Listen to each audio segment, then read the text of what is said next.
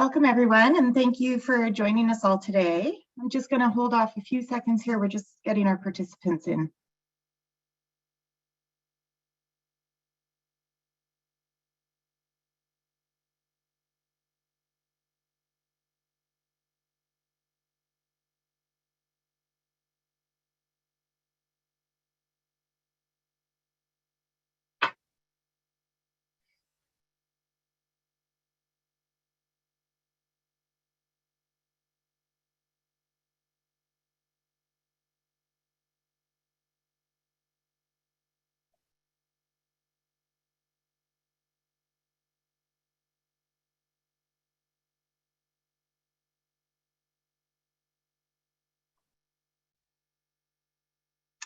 Okay, well, I think we'll get started. So again, welcome and thank you for joining us today.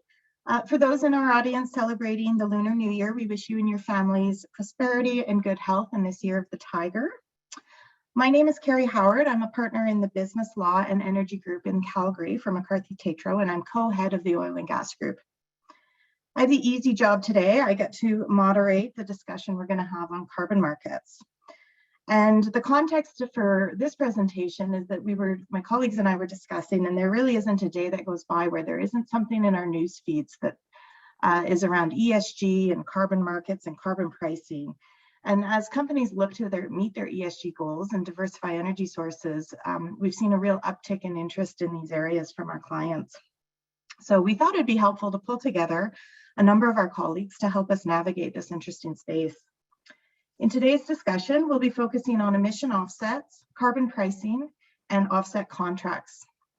So while we hope to provide some helpful information, we'll be sharing only non-confidential information and not providing legal advice. But if you are in the legal profession, please note that this session does qualify for CLE credit.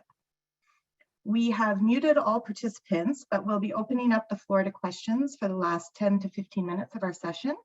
Feel free to use the chat button at the bottom of the screen to send questions, and I'll be monitoring that during the presentation. So now I'm going to introduce you to our speakers today. Joining us is my colleague, Joanna Rosengarten. Joanna is a partner in our environmental group in Toronto and is involved in a broad range of environmental legal matters. She advises clients on greenhouse gas reporting, emissions trading, Canadian carbon offset systems, environmental assessments, the rehabilitation and redevelopment of lands, and various other environmental compliance matters.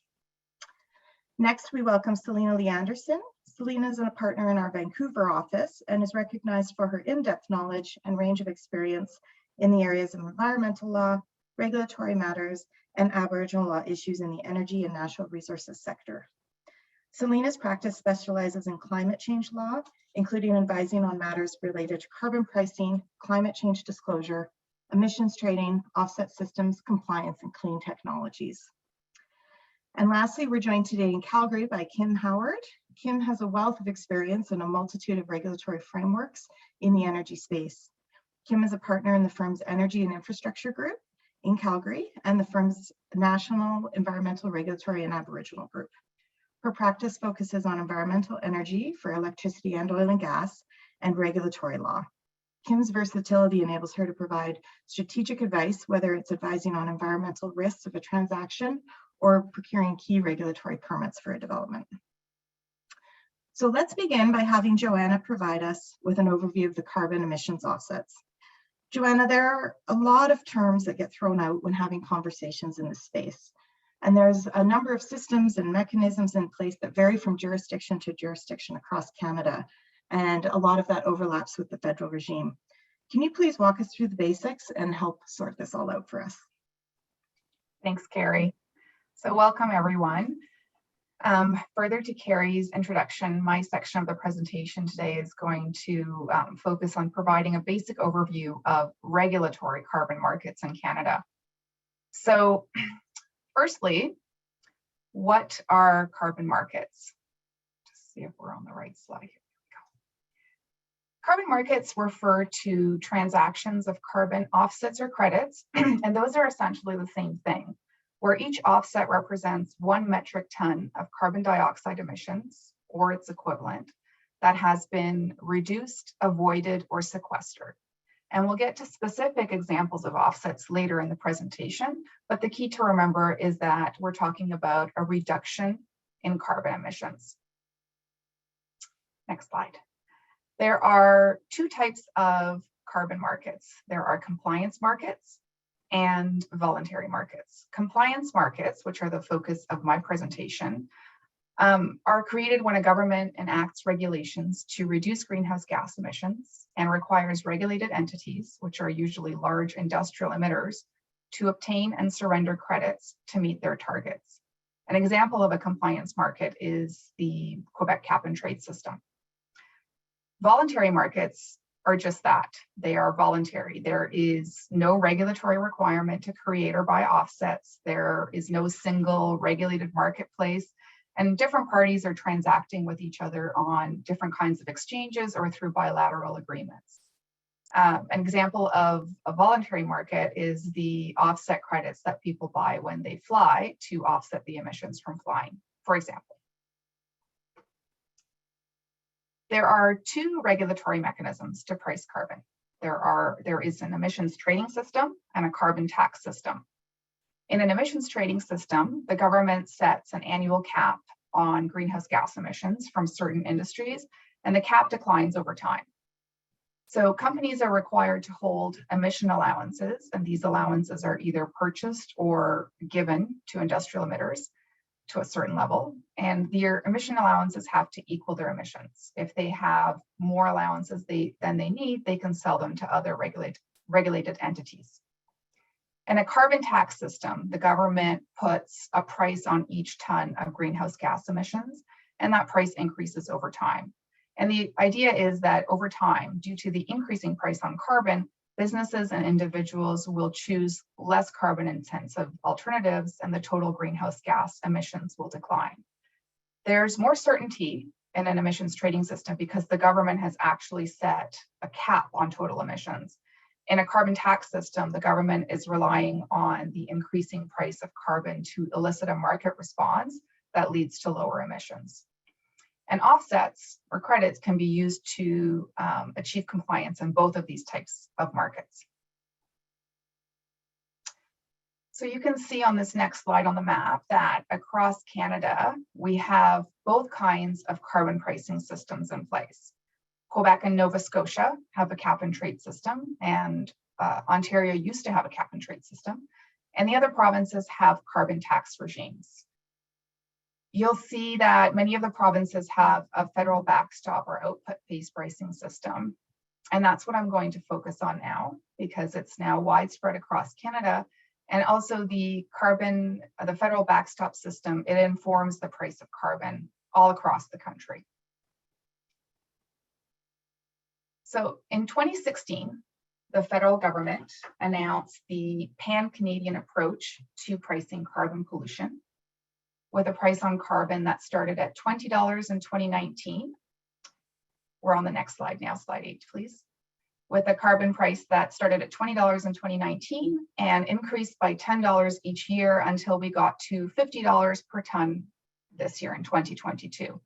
And since that time, the government has announced further price increases, and the price on carbon in Canada is set to increase $15 annually until we reach $170 per ton in 2030. So this year, the price on carbon is $50 per ton, and that applies across Canada. Next year, it will be $65 per ton, and so on until we get to $170 in 2030. Provinces and territories are able to decide how they want to price carbon, whether they want to have a carbon tax or whether they want to have a cap and trade system. However, they have to implement a system that prices carbon at the prices stipulated by the federal government. And if they don't implement a system that imposes this type of price on carbon, the federal government imposes what has been referred to as a backstop pricing system to ensure that carbon is priced at the stipulated level. So what is the federal carbon pricing backstop? The federal carbon pricing system stems from the Greenhouse Gas Pollution Pricing Act, the federal legislation, and it consists of two parts. The first is a carbon levy, which is a charge that's applied to fossil fuels that are used in a province. And the second is an output-based pricing system for industrial facilities. The output-based pricing system imposes an annual emissions limit on industrial facilities, and this emission limit is determined by an intensity target that is specifically set for each industry and an industrial emitter's output. As we saw on the previous map, the federal system, the backstop, is currently being applied either in full or in part in 7 territories or provinces in the Yukon, Nunavut, Alberta, Saskatchewan, Manitoba, Ontario, and Prince Edward Island. In Ontario, we have the carbon levy in place, so the charge on fossil fuels is used in Ontario. And until last year, we had the output-based pricing system as well. But at the beginning of January, Ontario transitioned to a provincial emissions performance standard system, which is very similar to the output-based pricing system. So now getting back to carbon offsets, how do they factor into the federal output-based pricing system? Well, we don't have a federal offset system in place yet, but it's being developed. Last year, the federal government introduced the greenhouse gas offset credit systems regulations, and these set out how a federal offset system will work in Canada. Offsets under the federal system can be used by industrial emitters that are subject to the output-based pricing system to meet their compliance obligations. So as an example, let's say we have a steel company that has an emissions limit under the output-based pricing system, and the facility exceeds its annual limit. It would have 3 options. It can pay for the excess emissions at the stipulated price for carbon. It can use surplus credits that it either accumulated from previous years or that it's purchased from another industrial emitter, or it can use offset credits once they're available. So there are 6 characteristics of offset credits, whether they are voluntary or regulatory credits, that are generally accepted and which offsets created for the federal system or under any provincial systems need to meet. So projects that create offsets need to achieve real, additional, quantified, verified, uniquely owned, and permanent greenhouse gas reductions. And all of these characteristics are important, but one of the key principles is that offsets need to be additional. They cannot be created from business as usual operations. You have to do something extra to create an offset credit. The federal government is creating offsets for creating protocols for 5 different kinds of offsets. Offsets created from advanced refrigeration systems, landfill methane management, improved forest management, enhanced soil organic carbon, and livestock feed management. So on this slide, I've bolded 2 of these protocols, advanced refrigeration systems and landfill methane management, because the government has released the protocols for the creation of these offsets, and the comment period is open until February 18th, 2022. So as an example, let's look at offsets created from landfill methane management. So these kinds of offsets would be created by installing technology to capture and destroy methane at landfills. So methane is a particular concern because it has a very high global warming potential. It's 25 times as potent as carbon dioxide in trapping heat in the atmosphere. So to create an offset under the landfill methane management protocol that meets all of the requirements, first, you would need to determine the baseline methane emissions from a landfill, and these would need to be quantified in accordance with the protocol. Then you would need to quantify and verify the reduction in methane emissions that you achieve by installing the carbon capture technology. The methane capture and reduction cannot be required by legislation in a jurisdiction. So this is that key concept of additionality. If you're in a jurisdiction where the municipality or the province requires you to have methane capture and destruction technology in place already, you can't create offsets from having that. You have to do something additional to create offsets.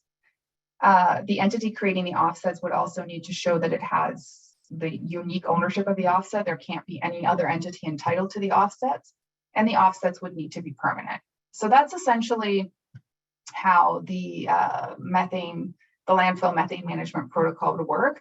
And all of the other protocols that are being developed would have their specific requirements for quantifying, verifying credits and making sure they're permanent and so on. This slide provides an overview of the types of offset projects that are available to regulated entities under the different protocols in different provinces. So I think we were just on the previous slide, Selina. Thank you. So in BC, for example, BC has had a forestry offset protocol in place, and 70% of BC's offset portfolio is comprised of forestry offsets. Alberta has had forestry and agricultural related offsets in place, and those make up 28% of the offset portfolio. And Quebec also has had a forestry offset protocol that's been used for compliance in place. And you'll see under the Quebec heading that there's an 8% limit. This is generally the limit across the globe that's accepted for offsets, i.e. you can use them to meet your compliance obligations up to 8%. The federal government has not yet announced what percentage of federal offsets will be able to be used, but that's kind of the expected amount. So finally, to wrap up, next steps in regulatory offset markets. So in Canada, we would expect that this year we will see a finalization of the greenhouse gas offset credit systems regulations. We should see the introduction of final protocols for advanced refrigeration systems and landfill methane management, and companies can start creating offsets from those two protocols. And I think we'll also see draft protocols for improved forest management, enhanced soil organic carbon, and livestock feed management. So it should be a busy year for federal offsets. And with that, I'll turn it back over to Kerri to move us along to look at voluntary carbon markets. Yeah, thank you, Joanna. It's definitely something that we'll have to stay on top of and continue to monitor as these new frameworks and protocols are unveiled by the government. I'm now going to turn to Selina to discuss carbon markets and pricing. So as companies shift to meet their sort of long-term environmental and ESG goals, we are seeing a steady increase in the voluntary market in particular. Selina, can you help us navigate this and also maybe comment on the picture as it looks like in Canada and abroad for carbon pricing? Yeah, absolutely. Thanks very much, Kerri. Appreciate the warm welcome. So I'm going to delve a little bit more into carbon pricing and how it's sort of been assessed so far in terms of effectiveness in Canada. And then I'm going to shift gears and talk a little bit more about voluntary carbon markets that Joanna introduced us to. But first, I wanted to take a step back and consider the major policy drivers for carbon pricing and the push that we're seeing to scale up voluntary carbon markets. So in order to meet our 1.5 degree target under the Paris Agreement, global emissions, there's consensus that generally global emissions need to reach net zero by around 2050. So this is akin to the planet achieving climate neutrality by mid-century. So when we're talking about net zero, we're referring to kind of the balance between the amount of GHGs being produced and the amount that's being removed from the atmosphere. Canada is committed to net zero emissions. Last June, the federal government passed the Canadian Net Zero Emissions Accountability Act. So we, basically this legislation makes it sort of legally enforceable compliance for Canada to reach net zero GHGs by 2050. We have also set a target for 2030. And as you can see, so we pledged a reduction of 40 to 45% from 2005 levels by 2030. So in 2019, our emissions were about 730 megatons. That's the last year in which we have data. So that's from Environment Canada. And we need to get to about 401 to 438 megatons. So you can see there's quite a significant gap that we need to reach in about 8 years' time.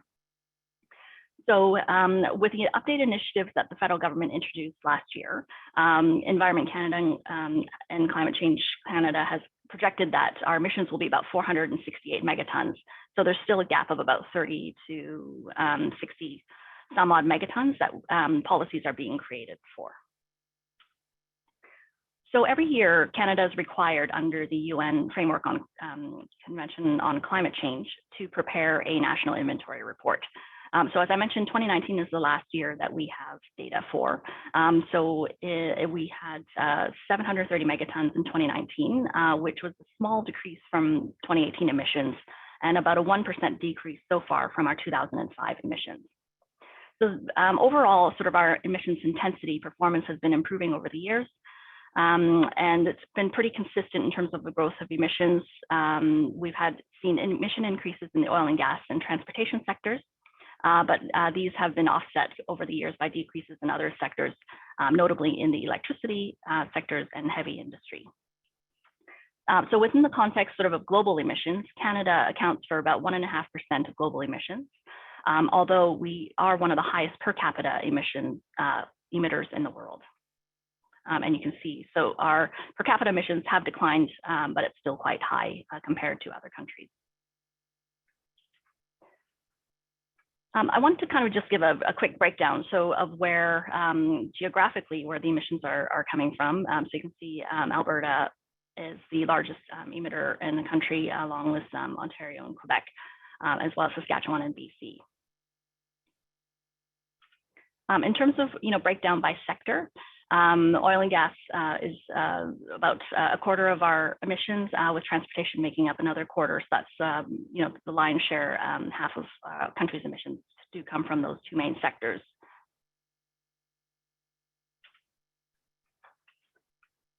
So as Joanna explained, we've had a pan-Canadian carbon price in place since 2019. So in the fall of 2020, Environment and Climate Change Canada asked the Canadian Institute for Climate Choices to conduct an independent assessment of the various pricing systems across the country. So they were kind of looking at it to assess it so they could plan for the next kind of phase of carbon pricing increases. So the assessment considered different indicators of effectiveness, one of which is the marginal cost of carbon emissions. So that is the value of emissions reduction, where a higher value creates a higher incentive to reduce emissions. So the marginal cost is essentially the price of carbon. The marginal price signal is important because it creates incentives for investments in low carbon technology or incentivizes behavior change, thereby sort of lowering the emissions intensities of either production or consumption. So as you can see from the graphic, it's not even. So, not all carbon pricing is created equally. And so there are different reasons for this. You'll see that BC has the highest marginal cost, which is basically, there's a marginal cost incentive that's provided by the Clean BC Industrial Incentive Program, which increases the effective price, since facilities will have an incentive beyond the carbon tax rate to reduce emissions. Quebec's carbon price, as an example, is tied to the market price of allowances in the Western Climate Initiative, which is their cap and trade program with California. And you'll see basically sort of in 2020 at that time, the bulk of the provinces had a marginal cost of emissions that was in line with the federal carbon price. And Newfoundland and Labrador, New Brunswick, and PEI all had point of sale rebates, which kind of limited the overall increases to some fuel prices. So their marginal price of carbon is lower. So two risks kind of emerge when not all policies have the same price. First, lower carbon prices in some jurisdictions can overall sort of undermine the effectiveness of carbon pricing. And uneven carbon prices also undermine cost effectiveness, since lower cost emission reductions might go unrealized in some jurisdictions. So in terms of how to address these issues, and what the federal government has been sort of looking at, is to eliminate, for example, point of sale rebates that are tied to fuel consumption.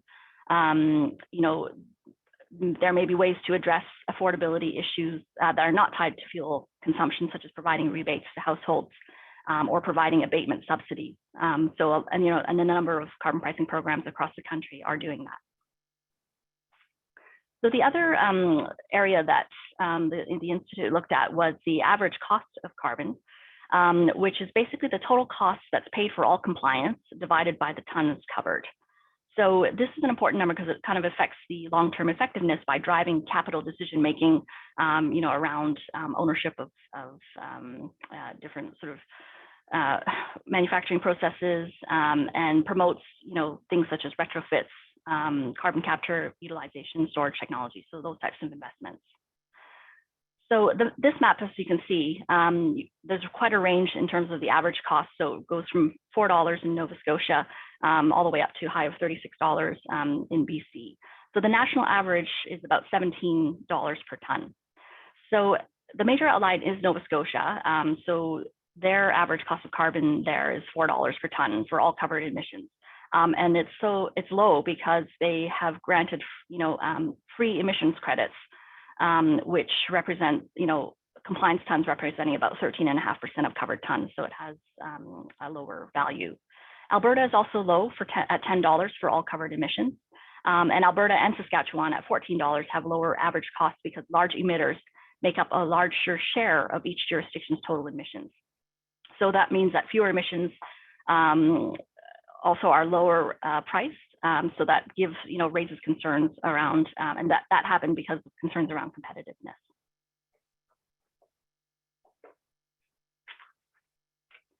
Quebec's lower average cost is a function also of free allocation of allowances for large emitting sectors.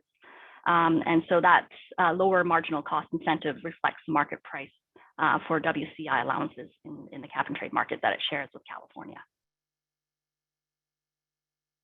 So the overall sort of messaging in terms of this assessment was that Canada needs to improve the integrity of its carbon pricing systems.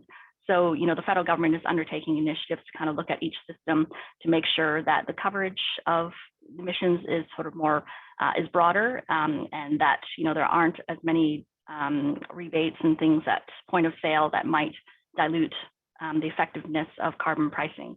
And so it undertakes a sort of equivalency look at all the different systems. So that's an ongoing process as it kind of moves forward.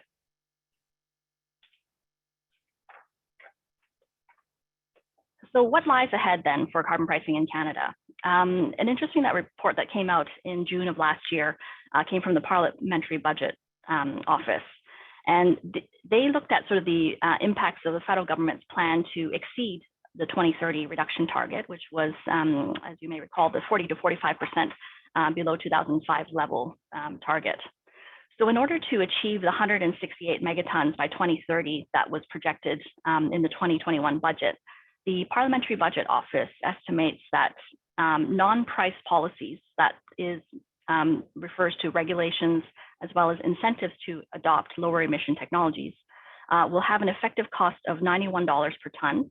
So that's over and above the cost of $170 carbon price that's already that will be in place by 2030. So the additional sort of carbon pricing is expected to lower our GDP by 0.8% in 2030. So their assessment was that basically together with the impact of non-price policies, if we implement all the different measures at minimal cost, the projected level of real GDP would be reduced by about 1.4%. This is a graphic from the report, which kind of looks at the impact of the pricing on reaching our target, and then you'll see at the bottom there, there's we're still developing policies for that last 60 some odd megatons that we need in order to exceed our 2030 target.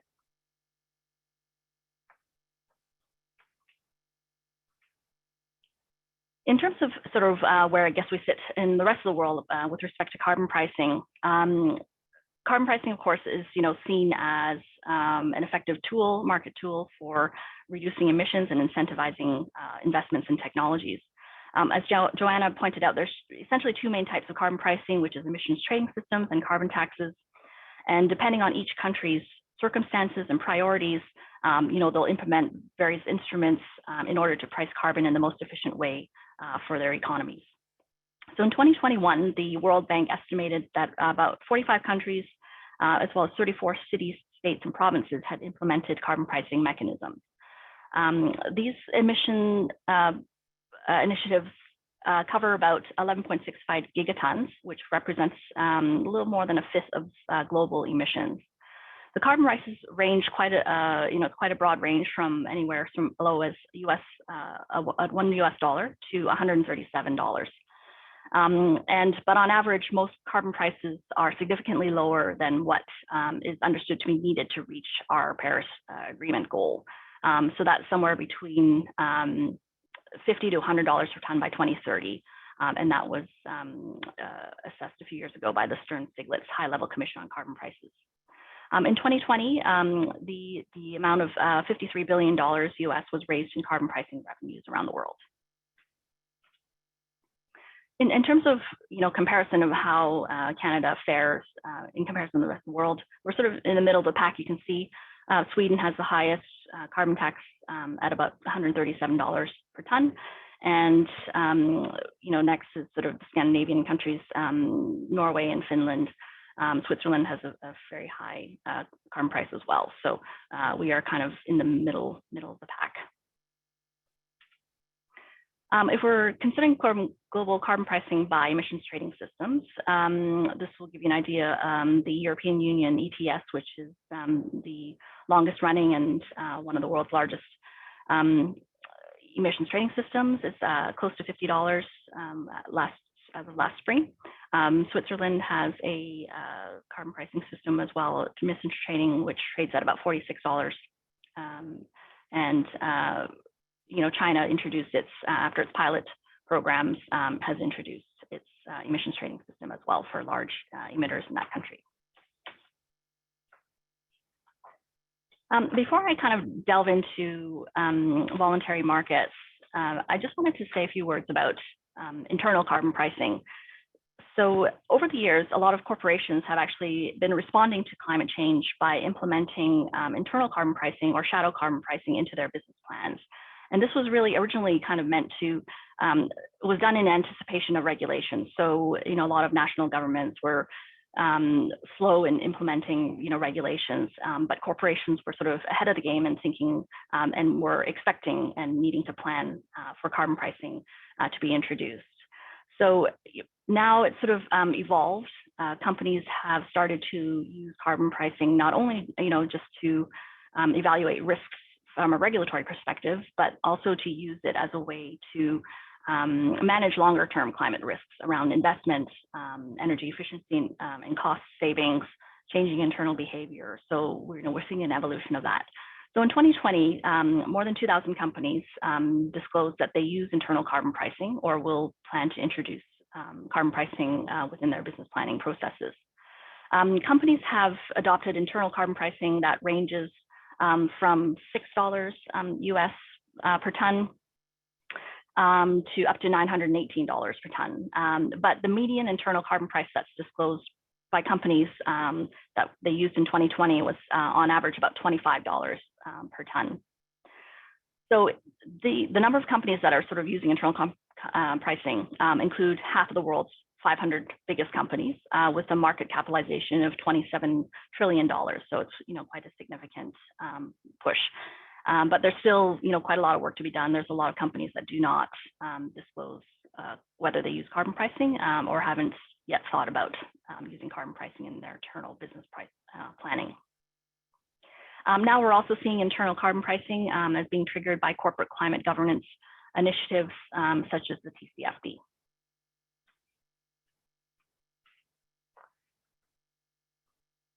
So just shifting gears now to around offsets. So the number of net zero pledges that are being made, there's been a proliferation of them. So Ecosystem Marketplace estimates that the number of companies making net zero commitments doubled during the COVID-19 pandemic. So right now, about 20% of the world's 2,000 largest public companies have committed to meeting net zero targets. And they represent sales of about $14 trillion US. The global offset market is dominated by voluntary credits. So in 2020, half of the credits issued came from independent standards such as Verra and the gold standard, which are quite prominent, and members of the audience who are familiar with this market will be familiar with those standards. The global value of voluntary carbon markets in 2020 was estimated to be about $473 million US. And in 2019, demand really sort of started to kind of increase. There was about 104 megatons of demand, which is about 6% increase over 2018. And in 2019, which is the year which they have the most data for, is it was renewable energy, forestry, and land use projects that accounted for the most voluntary offset transactions that year. So the growth in voluntary commitments, such as ESG initiatives, as well as net zero targets, is the main driving force between the increased demand for offset credits. In terms of the compliance market, there is still demand for offset credits under compliance programs, but it is still small in comparison. So in 2020, it was about 18 megatons. So despite the shift towards sort of prioritizing certain kinds of offsets because buyers will favor certain offsets over others, the voluntary market is, we expect it to really kind of remain diverse, given there's the range of standards that are out there, as well as the range of offset projects that are being developed. Just, just backing up, I wanted to kind of talk about some of these terms that will probably be, coming up in the discourse as voluntary markets grow in size. So there are essentially kind of two types of emission reduction projects. There are avoidance or reduction projects, which, for example, include renewable energy or methane capture projects. And there are removal and sequestration projects, which capture reforestation and carbon capture types of projects.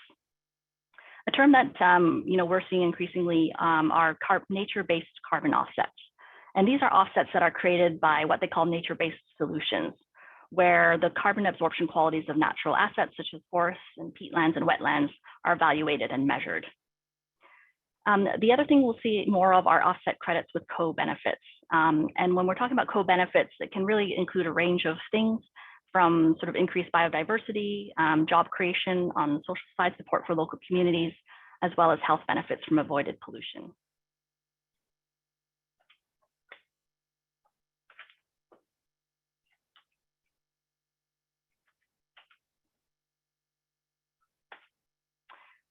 So the most common offset standards, this will just give you an idea. I mentioned the Verra standard as well as gold standard. The Clean Development Mechanism also produces, quite a large market for them internationally. The other prominent plans include Plan Vivo, the American Carbon Registry, the Climate Action Reserve, and RED+, which is the international mechanism for creating offsets from forestry projects.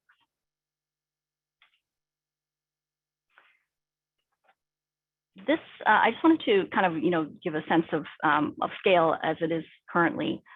So as of sort of last November tracking, you can see the volume as well as the value of offsets. So on average, it sort of ranges, between $3 to $4 US for emission offsets in the market.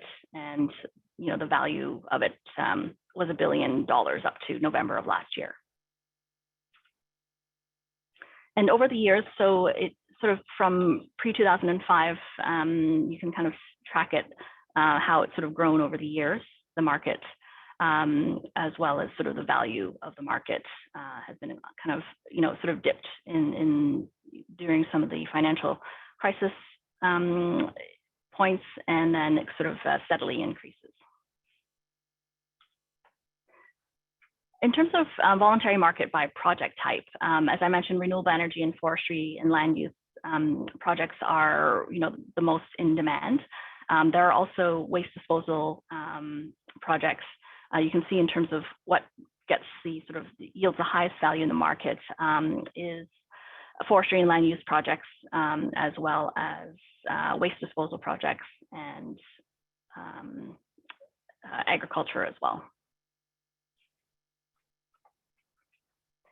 So European corporate buyers dominate the demand side. So in 2019, Europeans accounted for about 63% of voluntary offsets that were purchased. That was about 23.5 million offsets. North America followed behind with 32.6% of the market. And the average price was about $3.30 US. So European buyers showed a strong preference for land use and forestry projects, while North American buyers demonstrated a preference for a more balanced mix of project types. A bulk of the projects that were sold in 2019 were certified under the Climate, Community, and Biodiversity Standards. And I mentioned carbon offsets with co-benefits. So both buyers in Europe and North America are willing to pay more for co-benefit certified credits. Carbon standards such as VCS and gold standard are starting to phase out, though, the recognition of renewable energy projects. And that's because renewable energy projects are becoming more affordable now. And so it makes it tougher for them to meet additionality challenges of some of the quality criteria that are required for offset projects. So this could drive demand, greater demand for forestry offsets over time. The task force on scaling voluntary carbon markets, which I'll talk a little bit more about in detail shortly, estimates that the markets for voluntary offsets need to grow by about 15-fold by 2030, and then 100-fold by 2050 in order to meet our Paris targets.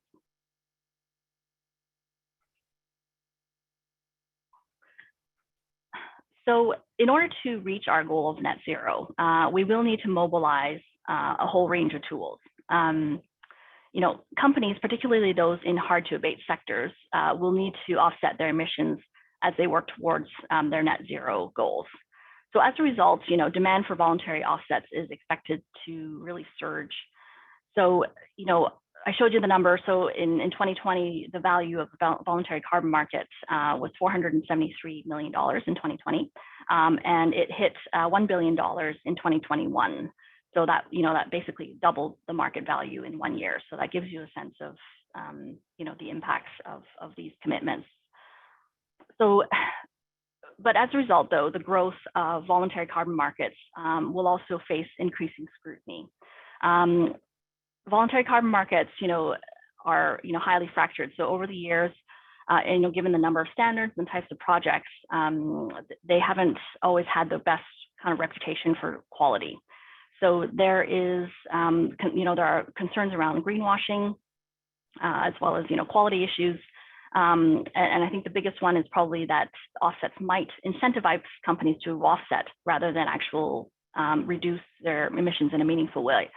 So thereby undermining decarbonization efforts and also leading to misleading claims. So on the demand side, buyers have faced challenges because they need to navigate the various standards in order to find high quality offsets. Pricing, there hasn't been a lot of pricing transparency, given the lack of, sort of a robust market. On the supply side, project developers and sellers need to deal with unpredictable demand, low prices, limited access to financing, as well as long lead times to verify offset credits in certain cases. Liquidity in voluntary carbon markets is also, highly fragmented. So projects have different attributes that can influence value, and a geographic location may also impact value. And there's no, very little, price transparency. So therefore, we've seen in the last year two global initiatives emerge, which are aimed at establishing a universally accepted set of standards to facilitate a large, transparent, verifiable, and robust voluntary carbon market. The first one is the Task Force on Scaling Voluntary Carbon Markets. So this is a private sector-led initiative that's working to scale an effective and efficient voluntary carbon market to meet the goals of the Paris Agreement. They published a blueprint last year, setting out their sort of vision for, threshold quality criteria to which, carbon credit, as well as supporting standards and methodologies would adhere to. So these included a series of core carbon principles, as well as plans to establish an attribute taxonomy. So Joanna had mentioned sort of the quality criteria, real, verifiable, additional. So the idea is that they would put additional sort of attribute qualities so that, you'd have, what they would call a CCP certified credit that meets, the higher quality criteria that they set out. So therefore, if you go out to the market with a CCP certified credit, you'll be able to have confidence that is a high integrity offset. In July of last year, the task force published a phase 2 report after it completed a series of consultations. And so it was more specific around the focus, objectives of their program, around governance, legal principles and contracts, as well as credit level integrity. So the idea is to, from a legal perspective, to have a standard set of contracts that they could use for spot and forward exchanges, so as to manage any risk and to keep it consistent, and also provide the price transparency once they establish a proper market. So in September, the task force announced that a new governance body had been formed called the Integrity Council for the Voluntary Carbon Market. And their task is to set a global benchmark for carbon credit quality, and then to enforce those global standards for voluntary carbon markets as they move forward. So the governance, the council is kind of, meeting now and working out the specifics of each of the, core priority areas. The second initiative is the Voluntary Carbon Markets Integrity Initiative. And this is a global multi-stakeholder platform, which is designed to fill gaps in the governance infrastructure for voluntary carbon markets by essentially, their focus is on claims by corporations around the use of offsets. So their goal is to, provide clear guidance to corporations as well as other non-state actors that around claims made around, to be transparent, credible, and widely understood. So they have set out 10 principles to enable high integrity and high ambition voluntary corporate actions. In October of last year, they released a roadmap, which sets out priorities for this year. And that includes developing clear guidance for corporations and other non-state actors on high ambition voluntary use of carbon credits, the claims around the use of that, drafting recommendations around governance and assurance, and also preparing a series of strategies that countries can use to enhance access to financing opportunities from voluntary carbon markets. So this is all sort of expected to take place over the next 6 months. And so, that's something that will, likely shift the discussion around offsets. Which brings us to whether we're seeing the end of traditional offsetting. So with all these different integrity initiatives, the very first documented offset transaction was brokered in 1988. And offsetting, though, didn't really, take off until with a clean development mechanism under the Kyoto Protocol. Compliance markets also developed at a regional level and, at a sort of national and subnational levels. So VCMs have sort of grown slowly over the years on a smaller scale. Voluntary carbon standards emerged in the 2000s. And so these types of, voluntary standards have been used by organizations to claim carbon neutrality. So when talking about sort of traditional offsetting, it's basically kind of counterbalancing emissions, against your actual emission, against your, footprint. So it can often carry a disincentive for making actual emission reductions within, the corporate boundaries.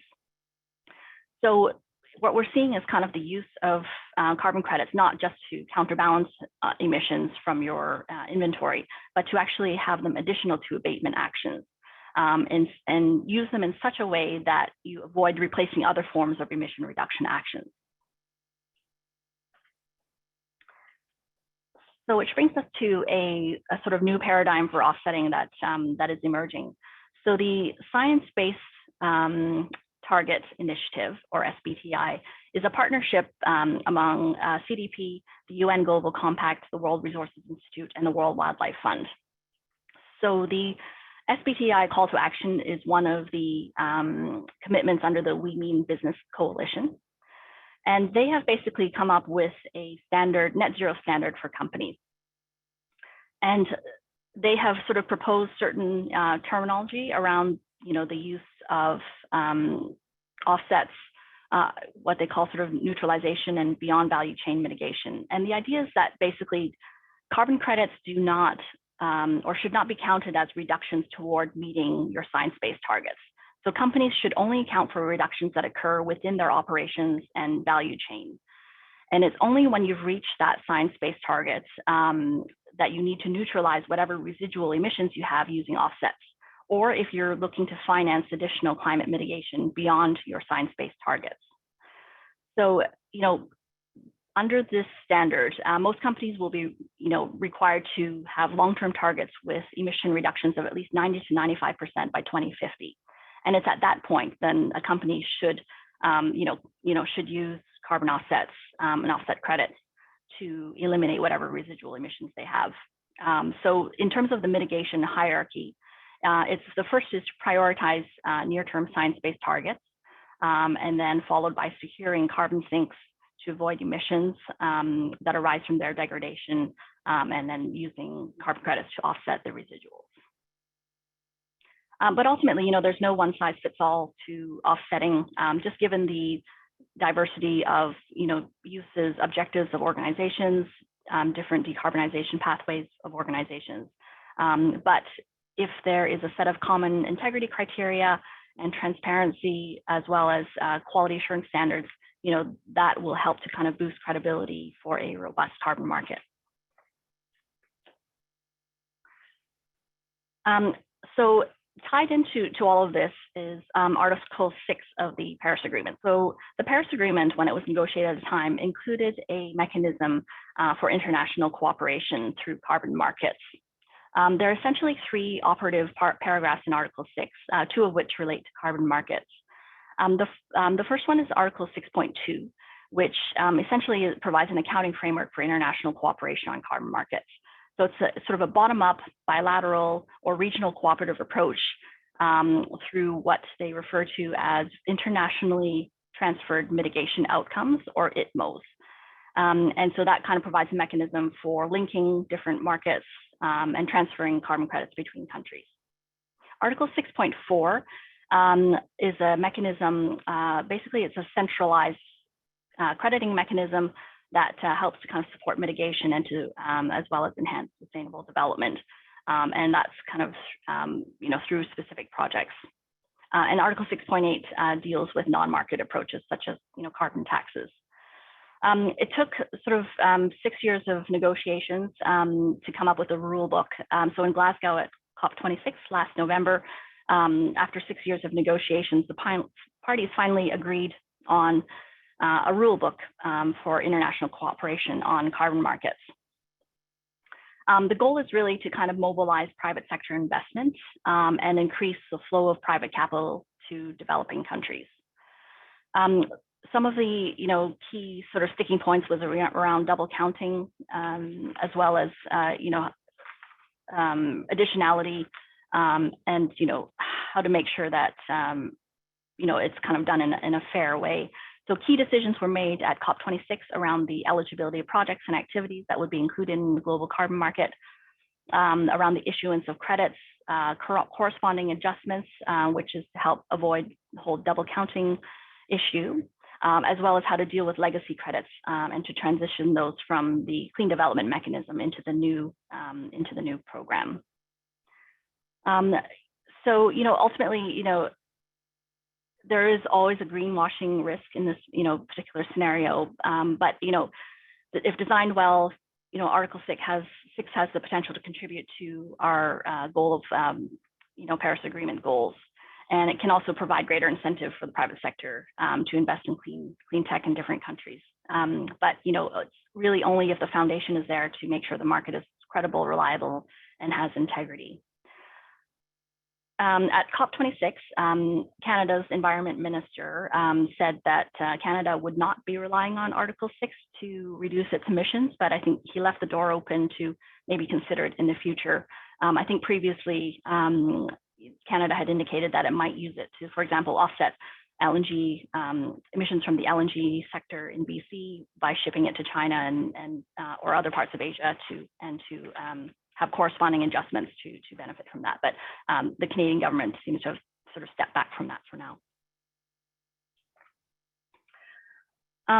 So I just wanted to wrap up basically sort of what we're expecting over the next few months. So there is a technical committee that's working on specific regulations for the details around the rule book under Article 6 agreement. And the Integrity Council is continuing its work on developing core carbon principles, as well as standardized legal contracts for spot and futures trades of carbon credits. And they'll also be developing, we'll see the emergence of additional attributes quality attributes to kind of bring about those high integrity project credits. The Voluntary Carbon Markets Initiative will have additional guidance that they'll issue for buyers of carbon credits, as well as the types of claims to be made by businesses. And I think we'll also see an increasing number of carbon market exchanges for voluntary carbon offsets. So a lot of different exchanges are either offering sort of peer-to-peer exchanges or opening up separate exchanges for voluntary trades. So that should enhance price transparency in the sector. And on that note, I'll pass it back to Kerri. Thank you, Selina. There's a lot to unpack there, certainly. And I think given the environment we're in of renewed commitments, as well as the regulatory changes and initiatives that we're seeing both domestically and globally, we're going to see more increased activity in this space, and something we'll, again, have to keep our fingers on the pulse of as we move forward. I'm going to shift to Kim now to briefly discuss emissions offset contracts. So as a commercial lawyer, this is the part I find really interesting. How do we navigate and draft around some of these regulatory changes? And what are the sort of fundamental principles in these contracts that we negotiate with our clients? So Kim, can you provide us a high-level overview of the contracts and potentially identify some legal risks, change of law being the risk that is obviously resonating as a result of this conversation?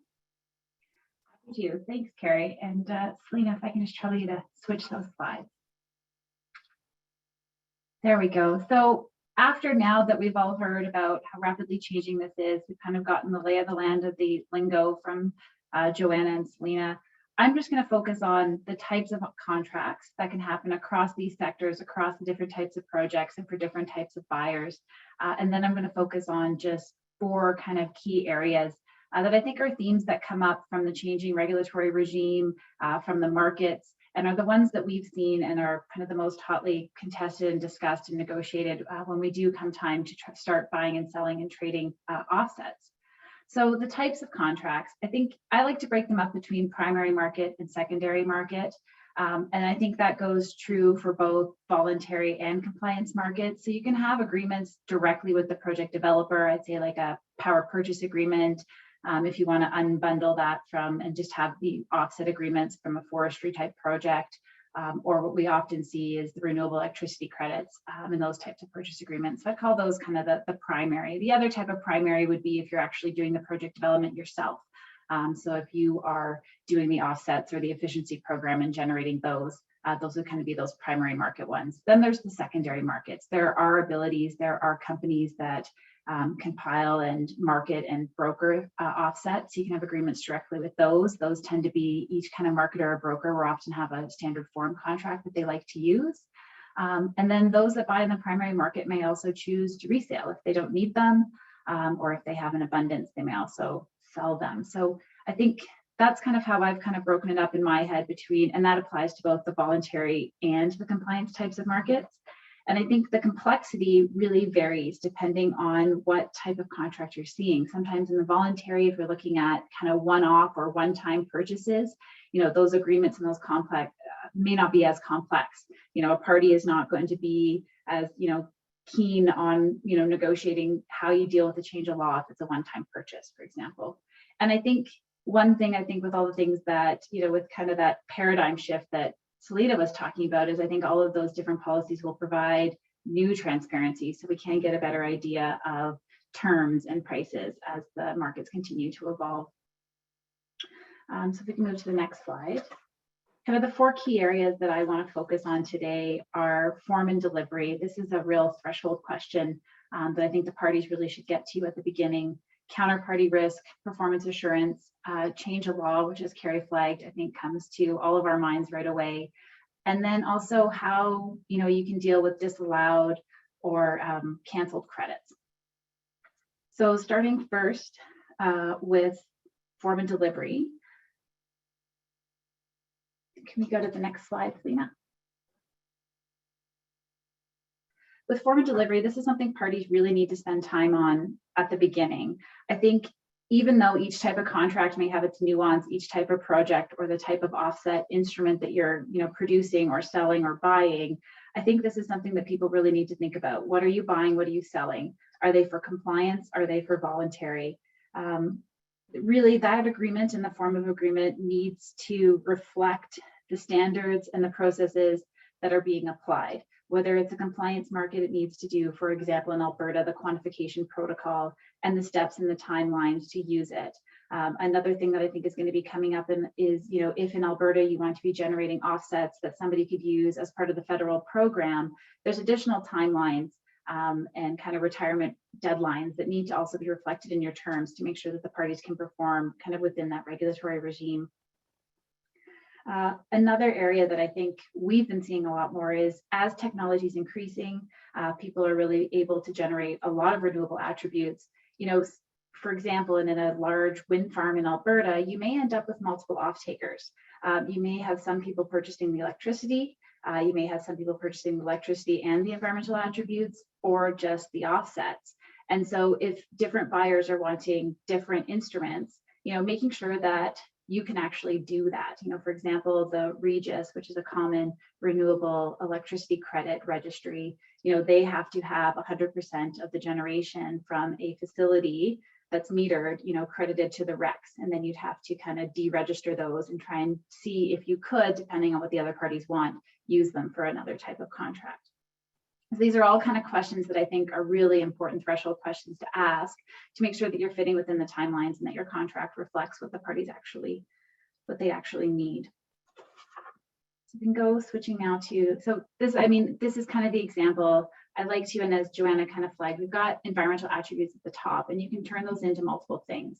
And this kind of goes back to the question of, what are you producing? Who are you selling to? And could you, for example, from one project have, say it was a renewable electricity project, a credit, and could you create some sort of voluntary offset for somebody who wanted it, just kind of for compliance or ESG requirements, and also maybe a buyer who needs it to meet their emission, their regulated limits. So now moving on to counterparty risk. I think this is something that can be a key factor, again, in reaching agreement on many other terms, including price, term, whether you need kind of, any other performance assurance will be kind of who you're buying from or who you're selling from, and how likely are they to be able to perform. I think, again, industry standards may vary in what's kind of practiced by offset in between the voluntary and compliance markets. I think what parties may demand or require also changes depending on the length of the contract, the quality of the project, whether these, offsets are required to meet kind of a compliance mechanism, or whether they're just required because, a company has decided they wanted to offset a certain process or a certain point in time in their company profile. Yeah, as I said, I think we've seen less onerous obligations so far, and some of the voluntary performance assurance and security requirements being that those so far have been shorter term. As I think that process becomes more transparent and there's more standards established, I think we could see that change. I think looking at counterparty risk is also something that's very important, I think, to think about when you're thinking about your equity providers, or if you're going to be project financing. These types of things can be, having a solid long-term agreement with an off-taker, that is highly creditworthy, can really be a good source of revenue for these projects, and something that could be leveraged for financing or as an attractive equity investment. Some of the examples of thresholds that we've seen, I think some common mechanisms would be financial assurance in the form of, security, a letter of credit, a parent or affiliated guarantee. Sometimes we've seen this just based on maintaining a credit threshold, a credit rating threshold, and if you fail to meet that, or a tangible net worth level, then you provide the security. We've also seen kind of more of a security or counterparty risk if somebody's failing to generate the offsets or failing to pay and it being triggered at that point. I think parties can get creative here, and there's a lot of different things that can be done, and really will depend on the buyers, the sellers, and who you're dealing with. The next one I want to talk about is change of law. This one I think should be on the top of everybody's minds after the discussion we just heard today from my colleagues. And I think this can arise in many different circumstances and contexts. You could have a buyer purchasing as a compliance measure. It could be a large emitter under one of the requirements, and they need to meet their limits. And if there's a change of law that says that either their limit has changed or they're no longer able to use a type of instrument for their compliance mechanism, you'll need a mechanism to deal with that. types of projects if they start to fail to meet the additionality requirement and they're no longer able to generate offsets. Or, as we've seen very early on in Alberta's, earlier on in Alberta's market, the revocation of a quantification protocol, or just a change of law that results in the agreement being completely uneconomical or hard to financially perform. An example of this may be, that announced increase in federal carbon tax for some of the earlier on offset agreements. Does that suddenly make it uneconomical? And it's a chance, I think, the change of law provision for the parties to decide how they're going to allocate this risk, who's going to bear the risk, and kind of how are they going to fix it, or are they going to change it? I think we've seen in the agreements often, and I think we can switch to the next one, which has an example of one change of law. This is from the California Emission Trading Master Agreement. As Canadians, we often look south of the border. And because we don't have kind of a transparent form necessarily in Canada, I thought I'd use this to keep it on the public record. But this one allows, as an example, if there is a change of law, and how you define change of law is going to be really critical too. And you may want to exclude certain things, and the parties can negotiate that.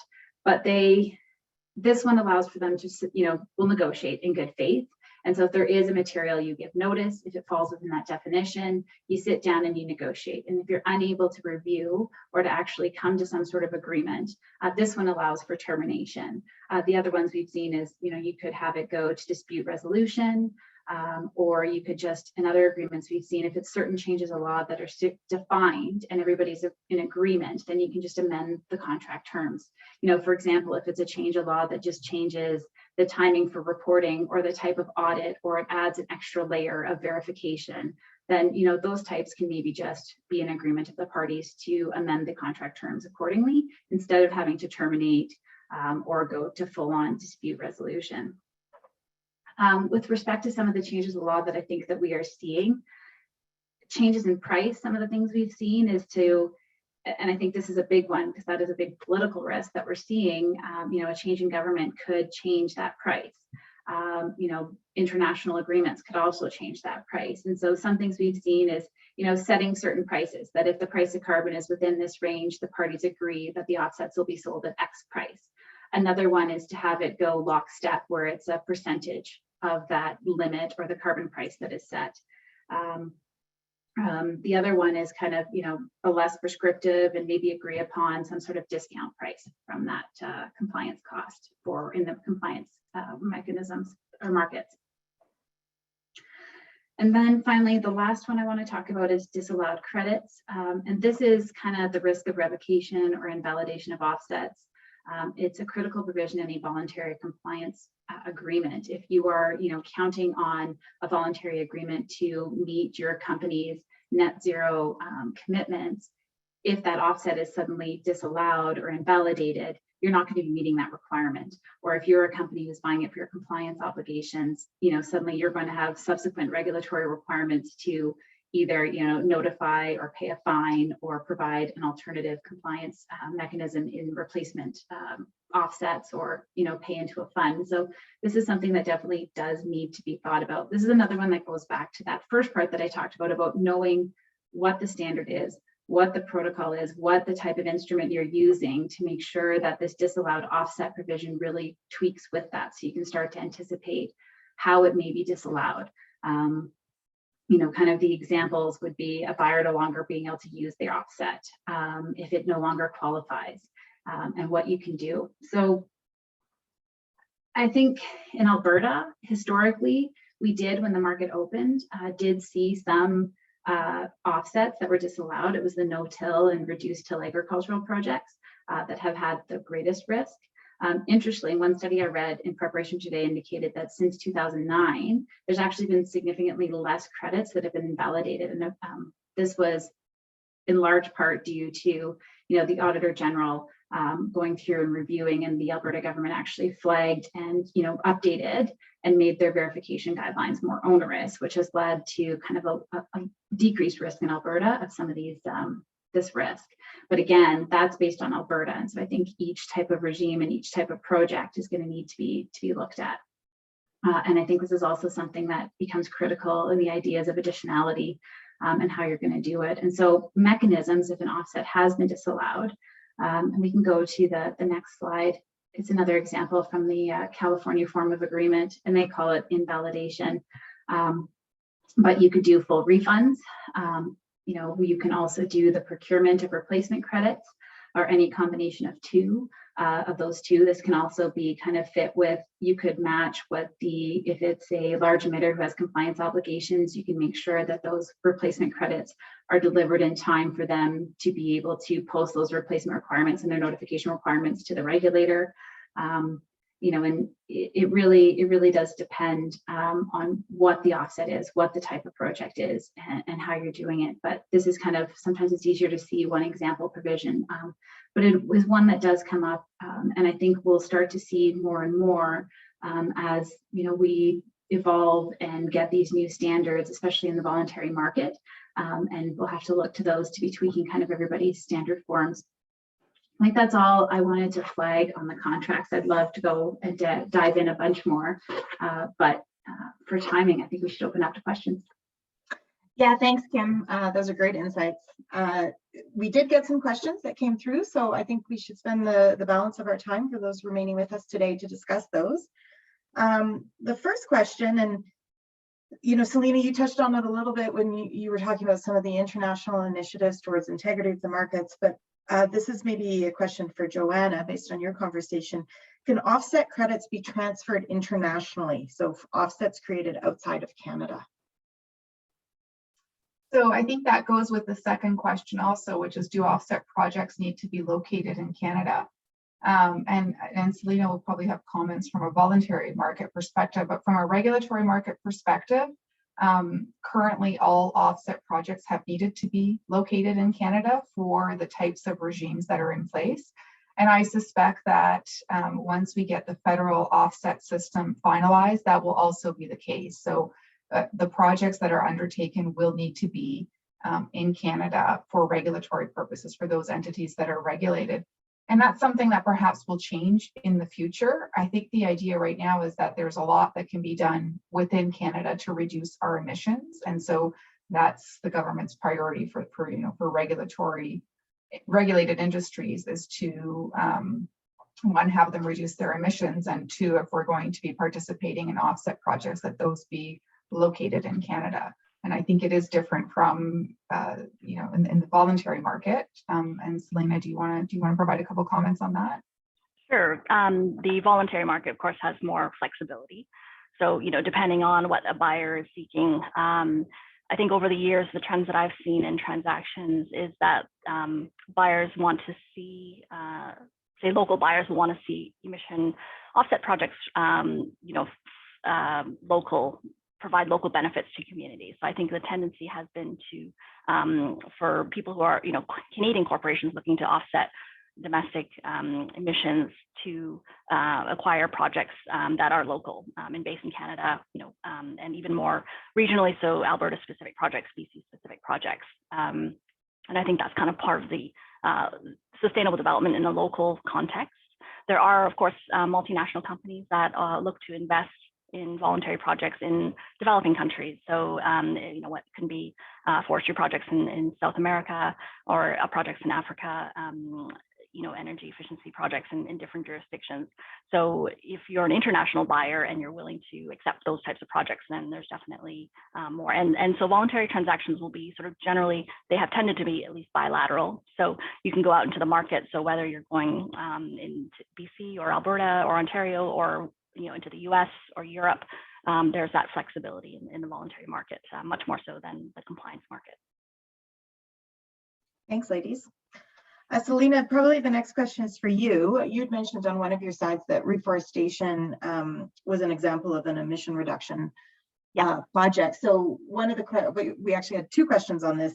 Would planting new trees be considered valid for creating offsets? Generally, yes. So that would be considered, you know, afforestation. So that would be, you know, it would depend on the standard, and that you can meet all the quality criteria that Joanna had outlined, so that, you know, you can generate real reductions. They're verifiable, they're additional. So if they're not required by, you know, law anywhere else. So generally, yes. You know, depending on the standard, and the type of project that we have in mind. So if it can meet the quality criteria of a project standard, then yes. Okay, and then piggybacking off that, maybe a question for Joanna. One of the criteria in addition you talked about for offsets is that it be permanent. So taking reforestation as an example, what happens in a circumstance where the framework is tied to planting of the trees or maintaining of the trees, and you've got a forest fire and your forest is burned to the ground? That's a good question. Thanks, Kerri. So I think Kim touched on how that would be addressed within contracts between parties. From a regulatory perspective, with the federal system, the federal government is proposing an environmental integrity account where a percentage of offset credits will be deposited. So for example, for the landfill methane management protocol, they're proposing that 3% of offsets go into this environmental integrity account. So it'll essentially be a pool of credits which act as a form of insurance for companies. So if there's a reversal of greenhouse gas reductions that's involuntary, like a forest fire, the minister would then cancel the same amount of credits in this account. And those credits would be pooled from all different kinds of sources. And in that way, you would still be retiring the same amount of credits that would have been retired from related to that forest fire. So there will be an environmental integrity account, and the percentage of credits that have to be deposited from different protocols will vary. So for landfill methane management, it's 3%. Not a huge chance of reversals if you're actually capturing methane and destroying it. It'll probably be higher for forestry type protocols. Thanks, Joanna. Another question we got was, does the marginal cost of carbon take into account the federal carbon tax? Yes, in short, yes. The study that was done by the Canadian Institute for Climate Choices was basically done at the request of Environment and Climate Change Canada to look at the effectiveness of the federal carbon price across Canada. So that's why, you know, in the slide, for example, you'll see the bulk of the provinces, you'll remember, sort of line up with the federal carbon pricing backstop in terms of its marginal cost. But jurisdictions like BC, which has its own, has had in place, you know, for a longer period of time, carbon tax, as well as different incentive programs, has a higher marginal cost of carbon. So yes, basically that was done to kind of look at the effectiveness of carbon pricing under the Pan-Canadian framework, so that they could plan forward as to how to address some of the, tweak the system in a way to address some of the structural issues. Excellent. Here's another question, and this one's quite interesting. If a company plant shuts down definitely, can a company use the avoided emissions towards other plants to offset its emissions?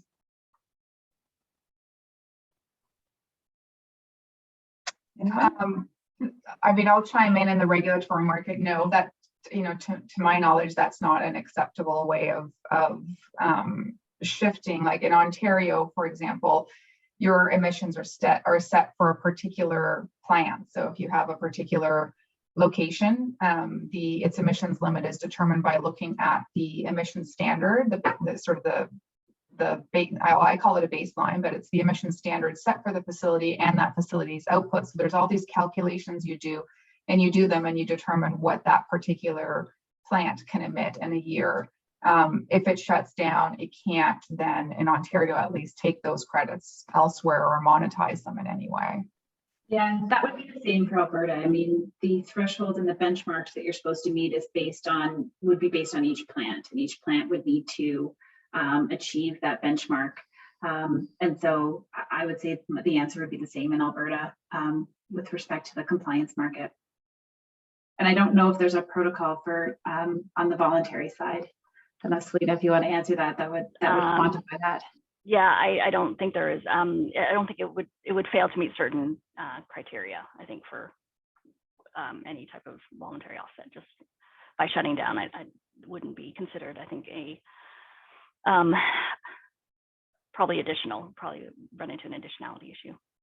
Okay. Next question is, do we know what existing protocol Canada intends to model its forest offset protocol after? I can speak to BC. So BC had sort of its, version 1.0 of forestry offset protocols in the early days of its offset program, which was then sort of suspended in 2015 to be sort of looked at again.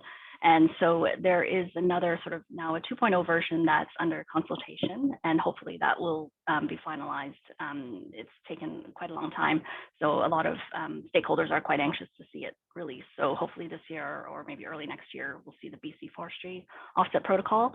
There's no indication of what, at least I don't have any indication of what the feds are looking at. They would probably kind of, if they're not adopting the BC one into the program, may look at some other, forestry offset best practice ones, such as, VERA standard.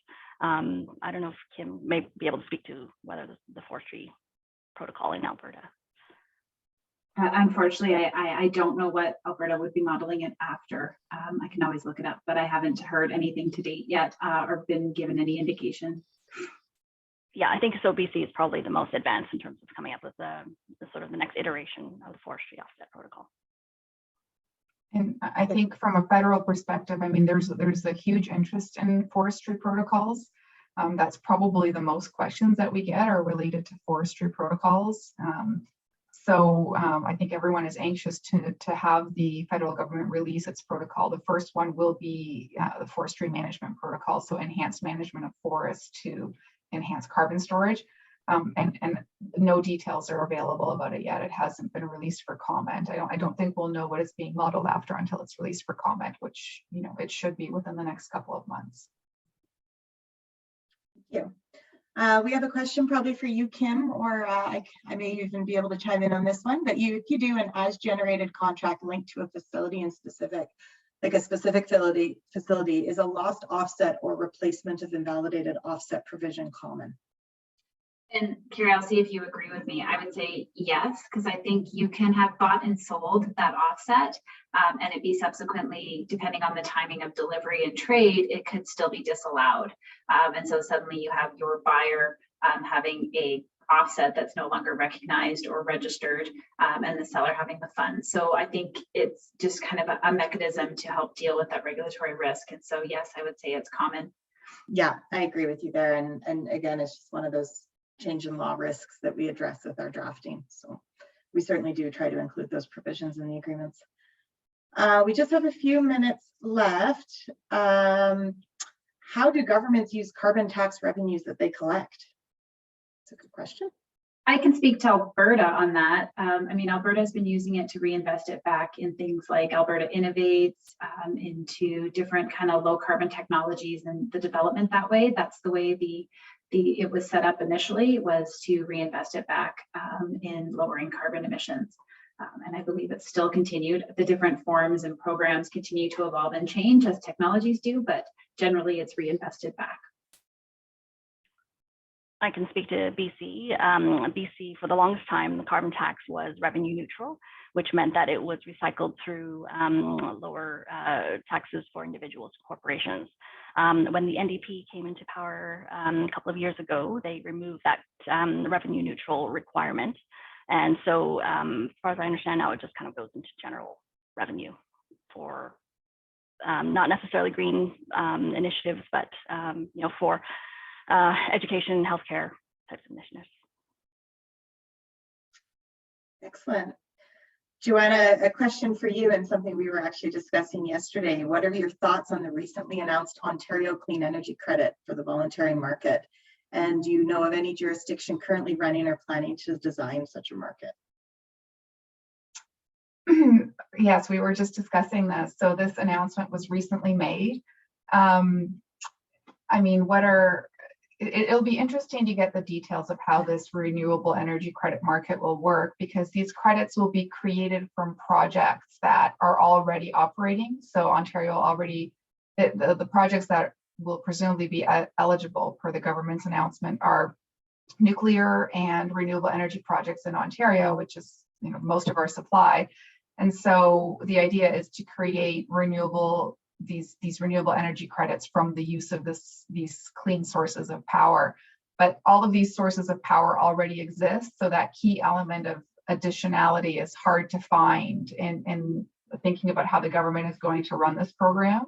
So I would be surprised if these credits are made available for any kind of regulatory obligations, because I don't think that would work with the federal government's announcements on what kind of price it expects there to be on carbon.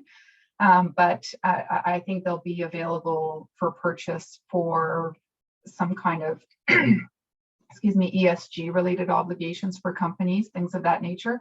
But I don't want to comment on it too much, because all we've gotten so far is an announcement that there will be something like this, and there's no details yet. So I think the ISO will give us some more details once it looks into this of how this will work and what these credits will be available for.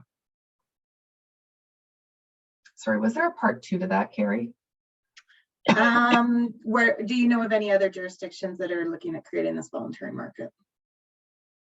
Renewable energy credits, or RECs, are available in a number of the northeastern provinces in the States. They've never been available in Ontario until now. I don't know, Selina or Kim, if you can comment on your respective provinces.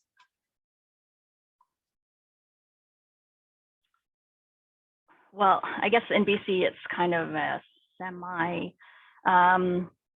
semi-voluntary market. So, you know, we have the BC government has a carbon neutral regulation, whereby government departments, provincial government departments, as well as, you know, public institutions like universities and hospitals need to be carbon neutral. So the, you know, provincial government has been buying offsets from the market for a number of years to help these entities, you know, once they reduce their emissions, to offset whatever is left over.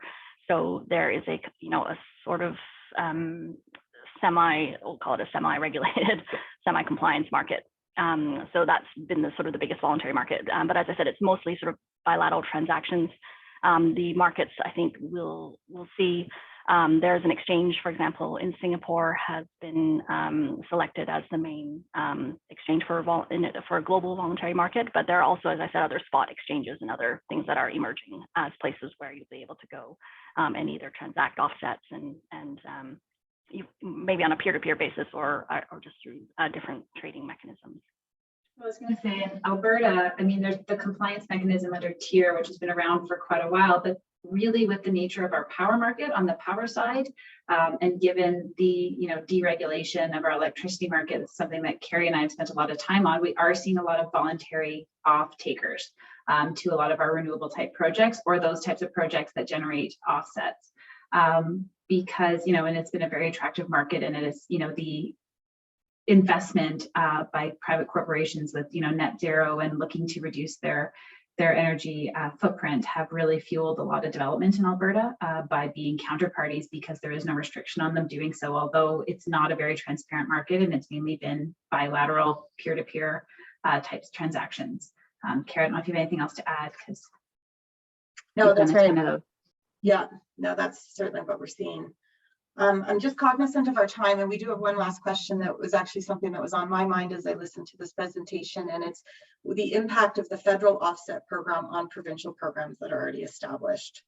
Okay, I'll start that, since Alberta led the charge on the Supreme Court challenge of the federal legislation. But I think there is an impact. I mean, Alberta, it's only a backstop in part for the carbon tax, for the carbon levy portion of it, but Alberta's TIER program does still apply for the large emitters. That part of the federal program doesn't apply. So I think it will be interesting to see how Alberta continues to get their ongoing compliance and ability to just keep their provincial program. So I think that's going to change with, I mean, it's our understanding that TIER is going to be reviewed in the near future, and whether those changes will be in part to stay equivalent and stay kind of on pace with the federal requirements so that it can stay in place without having the federal backstop come in. I think Alberta's had its large emitters regulation for a long time, so I think it's something that'll hopefully not be displaced, but maybe impacted and influenced by the federal program. So I think in Ontario, because we're, you know, we've transitioned now to an Ontario-based emission intensity program for our large industrial emitters, I think it just depends on whether our provincial government makes the federal protocols available for compliance purposes in Ontario. Since we don't have any of our own Ontario protocols, I suspect the answer will be yes. but they will need to enact regulations that say you can use these federal offsets for compliance purposes at whatever percentage in Ontario. So I think it'll depend on jurisdiction, how each jurisdiction that is not a complete OBPS, output-based pricing system jurisdiction, because in those, obviously the federal offsets will be available.